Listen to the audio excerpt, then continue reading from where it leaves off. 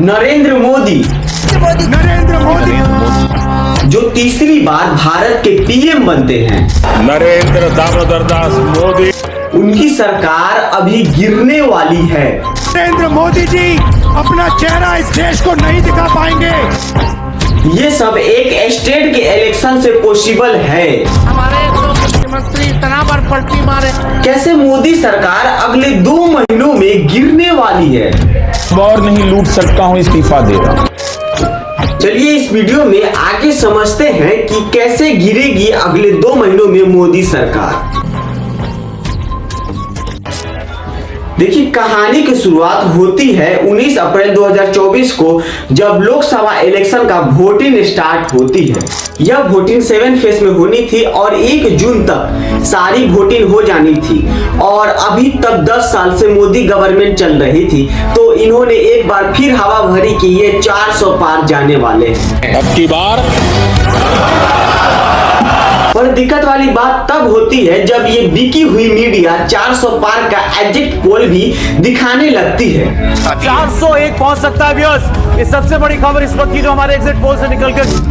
पर ये नॉर्मल नहीं था। एग्जिट पोल में 400 पार दिखाने का मतलब यह था कि एक्चुअली में सबको लगने लग गया कि इस बार मोदी गवर्नमेंट 400 पार ले जाने वाली है। बट 4 जून आता है, 4 जून 2024 को इलेक्शन का फाइनल रिजल्ट आता है और रिजल्ट में ये पता चलता है कि बीजेपी को 240 सीट मिली है और कांग्रेस को 99 सीट मिली है। अब ये शौकीन था क्योंकि ना बीजेपी सरकार बना पाई थी और ना ही कांग्रेस सरकार बना पाई थी। दोनों को पूर्ण बहुमत मिला ही नहीं था। इस पॉइंट पर बीजेपी में और कांग्रेस में से कोई भी एक पार्टी गवर्नमेंट बना सकती थी। इसके साथ छोटे छोटे पार्टी मिल जाती, वही गवर्नमेंट बना लेती। लेकिन सबको बाद में पता चलता है कि बिहार के नीतीश कुमार बीजेपी के साथ जुड़ गए हैं और अपनी 12 सीट बीजेपी में जोड़ने वाले हैं। अब जब नीतीश कुमार बीजेपी के साथ मिल जाते हैं तो चंद्रबाबू नायडू भी बीजेपी के साथ मिल जाते हैं और मिला जुलाकर बीजेपी के पास 293 सीट आखिर हो ही जाती है। और finally 3rd time Modi government rule करने आ ही जाती है। Narendra Modi has taken the oath of office and has been sworn in for a 3rd term as India's Prime Minister. अब देखिए यहाँ पे बीजेपी तीसरी बार अपनी सरकार बना चुकी थी और जो हमारे मोदी जी है वो तीसरी बार पीएम ऑफ इंडिया बन चुके थे। लेकिन सबके दिमाग में सवाल यही था कि वो नीतीश कुमार बीजेपी के साथ क्यों जाकर मिले, क्योंकि नीतीश कुमार बीजेपी के साथ नहीं मिलकर अगर राहुल गांधी के साथ मिलते तो उनको पीएम भी बनाया जा सकता था। लेकिन बात यह है कि 2020 के अंदर बिहार में इलेक्शन हुए और इलेक्शन में बीजेपी को 74 सीट मिली और नीतीश कुमार को 43 सीट मिली। और यहाँ पे नीतीश कुमार बीजेपी की सहायता मांगी और बीजेपी सहायता दे दी और दोनों ने मिलकर गवर्नमेंट बना ली। इसलिए 2024 के जब इलेक्शन हुए सेंट्रल के, तो बिहार के चीफ मिनिस्टर कौन थे? नीतीश कुमार। तो नीतीश कुमार जो बिहार के चीफ मिनिस्टर थे किसके कारण थे? बीजेपी के कारण।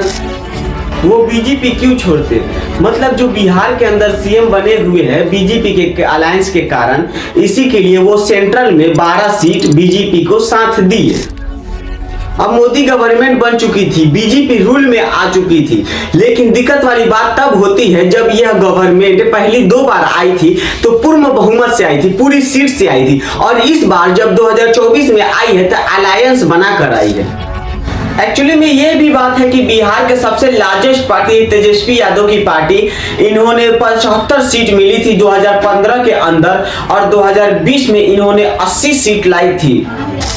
ये सबसे ज्यादा सीट ले जाने वाली पार्टी है और सबसे ज्यादा इनके आसपास भी कोई नहीं रहता।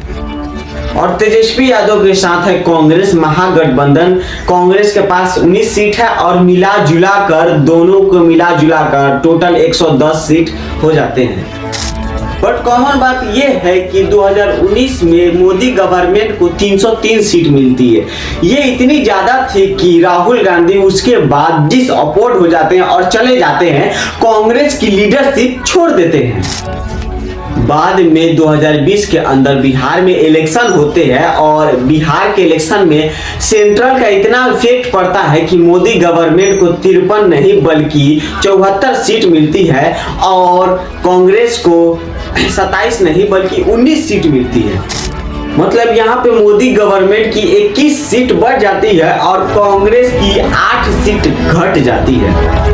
और जो कांग्रेस सेंट्रल में बिहार के अंदर और नॉर्मल स्टेट में कोलैप कर चुके हैं और यहाँ पे सबको लग रहा था कि कांग्रेस पार्टी खत्म हो गई, बट यहाँ पे पूरा पासा ही पलट जाता है। 2024 में ऐसा कमबैक करती है कांग्रेस कि इनको डबल सीट मिलता है 2019 के कंपैरिजन में, और 2019 के इलेक्शंस के कंपैरिजन में 2024 में इनको 99 सीट मिलती है सेंट्रल के अंदर। और इन्होंने भारत जोड़ो यात्रा बस किया था और 99 सीट लाए थे। अब बिहार में अंदर इलेक्शन है और इस बार ये वोट चोरी यात्रा कर रहे हैं। और इस बार इतना बड़ा मुद्दा है कि एक्चुअली में बिहार में गवर्नमेंट गिर सकती है। मतलब जैसे 2024 के अंदर कांग्रेस की सीट बढ़ी और बीजेपी की सीट घटी, वैसे ही बिहार में कांग्रेस की सीट बढ़ती है और बीजेपी की सीट घट जाती है। तो मतलब कि ज्यादा सीट और ज्यादा बहुमत किसके पास होने वाला है? यह होने वाला है राहुल गांधी के पास, महागठबंधन के पास, तेजस्वी यादव के पास। अब आपको ये सब चीज मजाक लग रही होगी, भाई ये सब इतना कैसे हो सकता है? अब आप सोचिए, नीतीश कुमार इतना डर गए हैं कि वो 10,000 रुपया महिलाओं के खाते में डालने वाले हैं। इतना पैसा डालने के बाद एक्चुअली में ये पूरी गवर्नमेंट गरीब हो जाएगी, इनके पास फंड ही नहीं रहेगा। बट इसके बाद इतना पैसा नीतीश कुमार क्यों डालेंगे? इनको लग रहा है कि एक बार बस चुनाव जीत जाए, उसके बाद नहीं डालेंगे भी तो चलेगा, बस चुनाव जीतना है इनको। बिहार विधानसभा चुनाव से पहले नीतीश कुमार ने एक बार ऐलान किया कि नीतीश कुमार महिलाओं के खाते में 10,000 रुपए डालने वाले। ये इसलिए डालने वाले हैं कि इनको लग रहा है कि इनकी सरकार गिर जाएगी और बीजेपी के वैसे भी सीट कम होने वाली बिहार के अंदर और कांग्रेस की सीट बढ़ने वाली है। लेकिन इससे बिहार में चेंजेस हो रहे, बिहार में इलेक्शन हो रहे, तो बिहार में चेंजेस होंगे, नीतीश कुमार की सरकार गिर जाएगी। लेकिन इससे सेंट्रल में क्या इफेक्ट पड़ेगा? तो देखिए, बिहार के चुनाव से सेंट्रल की गवर्नमेंट गिर सकती है क्योंकि ये पूरी गवर्नमेंट कन्वर्ट है बिहार से। एक्चुअली में बात क्या है कि मोदी जी अभी सेंट्रल में है, इनको 293 सीट है और इनकी अभी सेंट्रल में सरकार है। अब अगर महागठबंधन बिहार में अगर जीत जाती है, नीतीश कुमार हार जाते हैं, तो नीतीश कुमार इसके बाद महागठबंधन से आकर मिल जाएंगे। हारने के बाद यह राहुल गांधी को आकर बोलेंगे कि आप मुझे बिहार के सीएम बना दीजिए, हम आप से आकर जुड़ जाएंगे। और राहुल गांधी ऐसा कर भी देंगे। राहुल गांधी बिना किसी सवाल जवाब के सीएम बना देंगे एक बार फिर से बिहार का।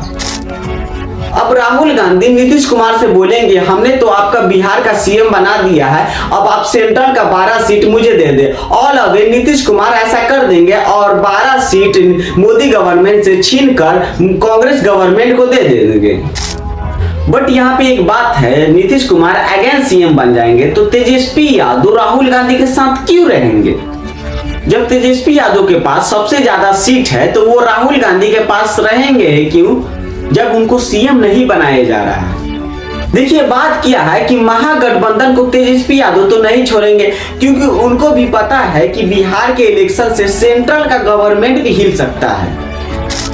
और अगर सेंट्रल की गवर्नमेंट गिरती है तो कांग्रेस की गवर्नमेंट आती है तो तेजस्वी यादव को होम मिनिस्टर का भी ऑफर दे सकते हैं राहुल गांधी। तो इसका मतलब यह है कि बिहार के अंदर महागठबंधन जीतती है तो नीतीश कुमार महागठबंधन से मिलकर सीएम ऑफ बिहार फिर से बन ही जाएंगे।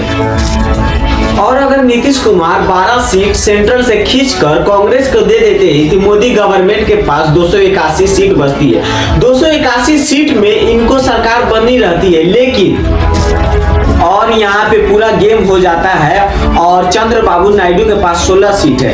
अगर चंद्रबाबू नायडू से राहुल गांधी कहते हैं कि हम आपको पीएम ऑफ इंडिया बना देंगे तो चंद्रबाबू नायडू दौड़ कर आएंगे, मोदी गवर्नमेंट को छोड़ देंगे और चंद्रबाबू नायडू आकर राहुल गांधी से मिल जाएंगे। और ऐसा होता है तो मोदी गवर्नमेंट के पास 265 सीट बचती है और सेंट्रल के अंदर मोदी गवर्नमेंट गिर चुकी होगी। कॉमन बात तो ये है कि अगर सेंट्रल के अंदर मोदी गवर्नमेंट गिरती है तो एकनाथ शिंदे भी उनको छोड़ देंगे और कांग्रेस में आकर मिल जाएंगे। इसका रीजन काफी साफ है, क्योंकि महाराष्ट्र का सीएम एकनाथ शिंदे को नहीं बनाया गया है, बल्कि एकनाथ शिंदे को डिप्टी सीएम बनाया गया है। एकनाथ शिंदे के पास 60 सेंट्रल की गवर्नमेंट है, उनके बावजूद भी ये महाराष्ट्र के डिप्टी सीएम बने हुए हैं। अब ये कांग्रेस में आ जाएंगे तो कांग्रेस इनको महाराष्ट्र का सीएम पद दे देंगे।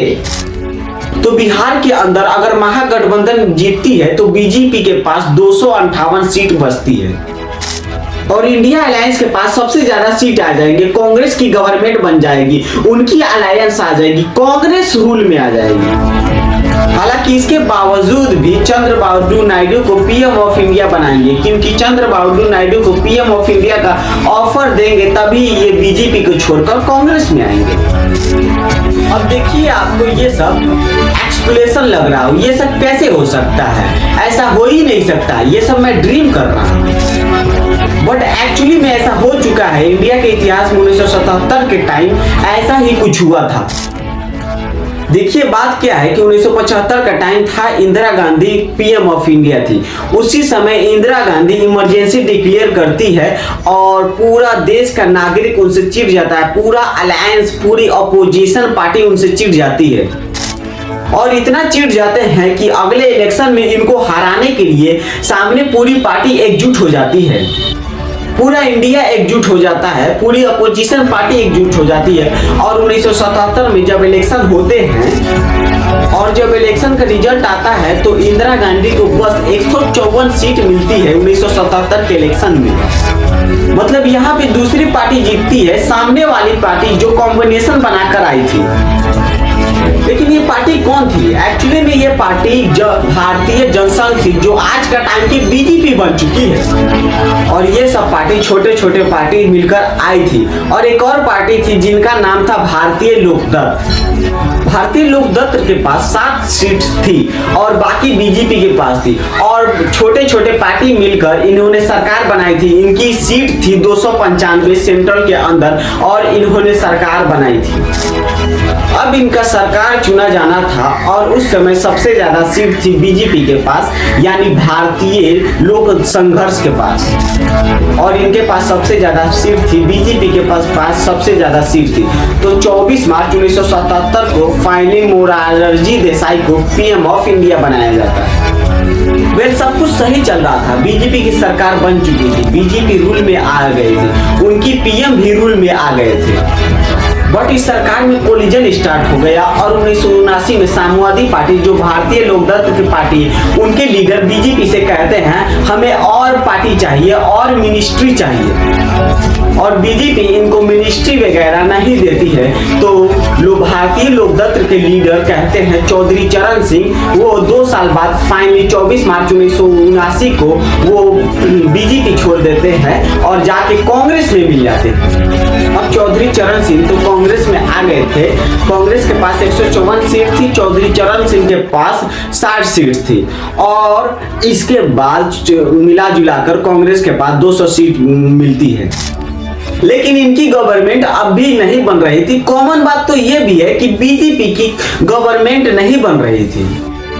मतलब इस टाइम में ना कांग्रेस की गवर्नमेंट बन रही थी ना बीजेपी की गवर्नमेंट बन रही थी, क्योंकि गवर्नमेंट बनाने के लिए 272 सीट चाहिए और कांग्रेस अपना पासा फेंकती है। और कांग्रेस छोटे छोटे पार्टियों को मिलाकर जैसे ही इनका सीट 272 से पार होता है, ये अपना गवर्नमेंट बना लेती है।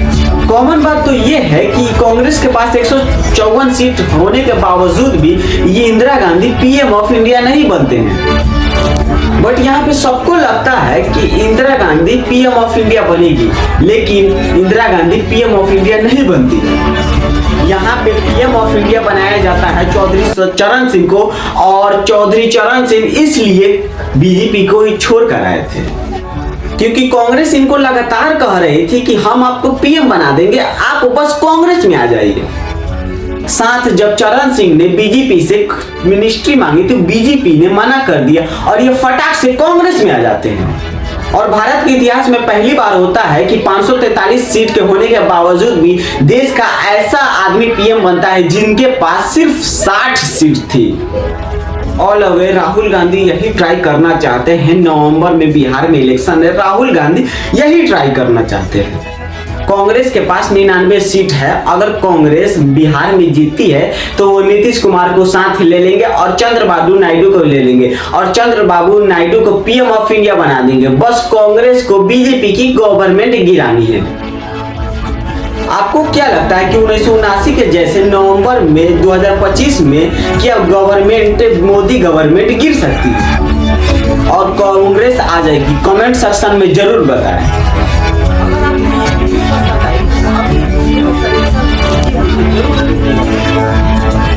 अगर आप न्यू व्यूअर है, मेरा वीडियो न्यू देख रहे हैं तो नीचे सब्सक्राइब का बटन है उसे जरूर दबाइएगा और अगले वीडियो का सजेशन जरूर दीजिएगा। जय हिंद, जय भारत।